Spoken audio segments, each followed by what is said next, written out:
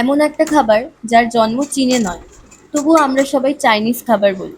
কলকাতার street food থেকে শুরু করে বিশ্বের নানা দেশের রেস্টুরেন্ট পর্যন্ত রাজত্ব করছে চিলি চিকেন।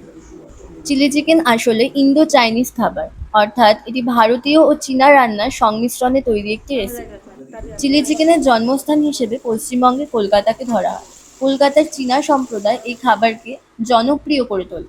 বিংশ শতাব্দীর মাঝামাঝি সময় কলকাতার চায়না টাউনে এই খাবারের বিকাশ ঘটে। চিলি চিকেনের মূল দর্শন পূর্ব ও পশ্চিমের স্বাদের মিলন ঘটানো, যেখানে এক দেশের রান্না অন্য দেশের স্বাদের সঙ্গে মানিয়ে নিয়েছে। ভারতের প্রায় প্রতিটি শহরেই এখন চিলি চিকেন সহজেই পাওয়া যায়। পশ্চিমবঙ্গে চিলি চিকেন ও হাক্কা নুডলসের জুটি সবথেকে জনপ্রিয়। এই খাবারে ব্যবহৃত সোয়া সসের উৎপত্তি হয় হাজার হাজার বছর আগে চায়না দেশে। বর্তমানে শুধু ভারতেই নয়, বাংলাদেশ, নেপাল এবং শ্রীলঙ্কাতেও এই খাবার বেশ জনপ্রিয়। রেস্তোরাঁ ভেদে চিলি চিকেনের রেসিপিতে অনেক ভিন্নতাও দেখা যায়। আধুনিক ফিউশন কুইজিনে পনির চিলি, মাশরুম চিলি এবং ফিশ চিলির মতো নানা সংস্করণ করা হয়েছে। চিলি চিকেন শুধু সুস্বাদু খাবারই নয়, এতে কিছু পুষ্টিগুণও আছে। মুরগির মাংস উচ্চমানের প্রোটিনের একটি ভালো উৎস, যা শরীরের পেশি গঠন, টিস্যু রিপেয়ার এবং রোগ প্রতিরোধ ক্ষমতা বজায় রাখতে সাহায্য করে। এতে ভিটামিন বি 12, বি 6, নিয়াসিন এবং ফসফরাসের মতো গুরুত্বপূর্ণ পুষ্টি উপাদান থাকে, যা আমাদের শক্তি দেয় এবং স্নায়ুতন্ত্রের স্বাভাবিক কার্যক্রমে সহায়তা করে। চিলি চিকেনে ব্যবহৃত আদা, রসুন, কাঁচা লঙ্কাতে থাকে অ্যান্টিঅক্সিডেন্ট, যা শরীরকে বিভিন্ন ক্ষতিকর ফ্রি রেডিকেলের প্রভাবের হাত থেকে রক্ষা করে। তবে অতিরিক্ত তেল, লবণ ও সস ব্যবহার করলে এর নিউট্রিশনাল ভ্যালু কিছু কমে যেতে পারে। তাই স্বাস্থ্যকরভাবে রান্না করা এবং পরিমিত পরিমাণে খাওয়াই সবচেয়ে ভালো। চলুন এবার জেনে নিই চিলি চিকেন রান্নার রেসিপি। চিলি চিকেন তৈরি করতে প্রথমেই মুরগির মাংস ভালোভাবে ধুয়ে পরিষ্কার করে ছোট ছোট টুকরো করে নেব। এরপর মাংসের সঙ্গে ডিম, কর্নফ্লাওয়ার, ময়দা, লবণ, গোলমরিচ গুঁড়ো এবং আদা রসুন বাটা মিশিয়ে কিছুক্ষণ ম্যারিনেট করে রাখতে হবে, যাতে মশলা মাংসের ভিতরে ভালোভাবে ঢুকে যায়। ৮ ঘন্টা পরে কড়াইয়ে তেল গরম করে ম্যারিনেট করে রাখা চিকেনগুলোকে গোল্ডেন কালার হওয়া না অবধি পকোড়াগুলোকে ভেজে তুলে নেব। পকোড়া ভাজা হয়ে গেলে আবার কড়াইতে তেল দিয়ে তেল গরম হয়ে গেলে দিয়ে দেব শুকনো লঙ্কা, তেজপাতা এবং গোটা জিরে ফোড়ন। সাথে দিয়ে দেব গোটা গরম মশলা। ফোড়ন গরম হয়ে গেলে দিয়ে দেব কেটে রাখা পেঁয়াজ। পেঁয়াজগুলোকে একটু বড় বড় করে রেখেছি, কারণ চিলি চিকেনে আমরা গোটা পেঁয়াজ আর ক্যাপসিকাম খেতে খুব ভালোবাসি। সাথে দিয়ে দিয়েছি কুচিয়ে রাখা গাজর। 2 মিনিট নাড়াচাড়া করে দিয়ে দেব ক্যাপসিকাম। চলুন রান্নার মাঝে আরও কিছু গল্প করা যাক। জানেন কি, ঝাল খাবার খাওয়াও আমাদের শরীরের জন্য খুব উপকারী। আমরা যখন ঝাল খাবার খাই তখন আমাদের শরীরে এন্ডরফিন নামক একটি হরমোন রিলিজ হয়, যাকে আমরা হ্যাপি হরমোন বলে থাকি। চিলি চিকেনের ঝাল টেস্ট এটা আমাদের এন্ডরফিন রিলিজেও হেল্প করে, তাই মাঝে মাঝে চিলি চিকেনও খাবে। কাঁচা লঙ্কায় থাকে ক্যাপসাইসিন নামক একটি কেমিক্যাল, যা আমাদের ব্রেনে সিগন্যাল পাঠায় এন্ডরফিন রিলিজের জন্য।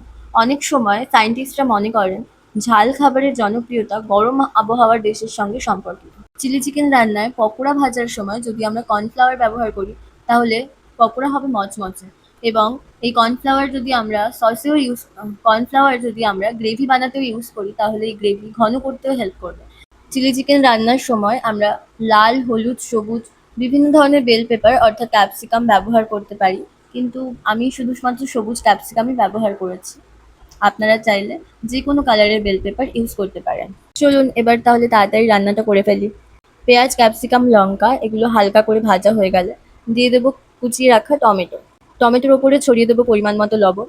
লবণ দিলে টমেটো তাড়াতাড়ি গলবে। টমেটো থেকে জল বেরিয়ে গেলে এরপর দিয়ে দেবো বেটে রাখা আদা আর রসুন।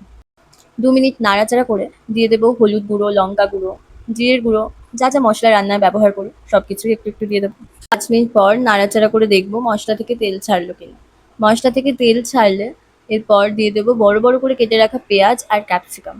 এগুলো গ্রেভিতে ভিজিবল থাকবে আর একটা আলাদা ফ্লেভার দেবে চিলি চিকেনে।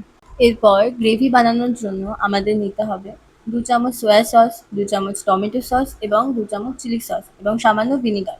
একসাথে মিশিয়ে ভালোভাবে নাড়াচাড়া করে নেব। তারপর মশলার মধ্যে একেবারে দিয়ে দেবো। প্রয়োজন মতো জল মিশিয়ে 10 মিনিটের জন্য ঢেকে দেবো। 10 মিনিট পর ভাজা চিকেনের টুকরোগুলো সসের মধ্যে ভালোভাবে মিশিয়ে দেবো। মিশিয়ে দিয়ে 2-3 মিনিট রান্না করব। চিকেনের টুকরোগুলোকে 5 মিনিট ভালো করে ফুটিয়ে নিয়ে গ্রেভিটাকে ঘন করার জন্য দিয়ে দেবো 1 চামচ কর্নফ্লাওয়ার। এরপর ওপর থেকে ছড়িয়ে দিতে হবে কুচি করা স্প্রিং অনিয়ন। আমার কাছে স্প্রিং অনিয়ন ছিল না, তাই আমি গরম মশলা আর ধনেপাতার কুচি ছড়িয়ে দিয়েছিলাম। আমরা যেহেতু বাঙাল, তাই ছড়িয়ে দিয়েছিলাম ১ চামচ চিনি। আপনি চাইলে চিনি নাও দিতে পারেন। এরপর ওপর থেকে ছড়িয়ে দেব কিছুটা সাদা তিল। সাদা তিলে প্রচুর পরিমাণে ক্যালসিয়াম থাকে, যেটা আমাদের হাড় আর দাঁতের জন্য খুবই উপকারী। এছাড়া এতে আনস্যাচুরেটেড ফ্যাট থাকায় এটা রক্তের খারাপ কোলেস্টেরল অর্থাৎ এলডিএলকে কমাতে সাহায্য করে। এটা যেহেতু উদ্ভিজ্জ প্রোটিন, তাই শরীরের কোষ গঠন ও মেরামত করতে সাহায্য করে। এতে আছে এতে আছে প্রচুর পরিমাণে অ্যান্টিঅক্সিডেন্ট। তিলে সেসামিন ও সেসামলিন নামের অ্যান্টিঅক্সিডেন্ট থাকে, যা আমাদের সেলকে ক্যান্সার সেল হতে প্রিভেন্ট করে। সাদা তিলে প্রচুর পরিমাণে আয়রন থাকে, যা আরবিসি তৈরিতে সাহায্য করে, রক্তাল্পতার ঝুঁকি কমায়। এতে ভিটামিন এবং স্বাস্থ্যকর তেল থাকে, যা স্কিন আর স্কিন আর হেলদি হেয়ারের জন্য খুবই উপকারী।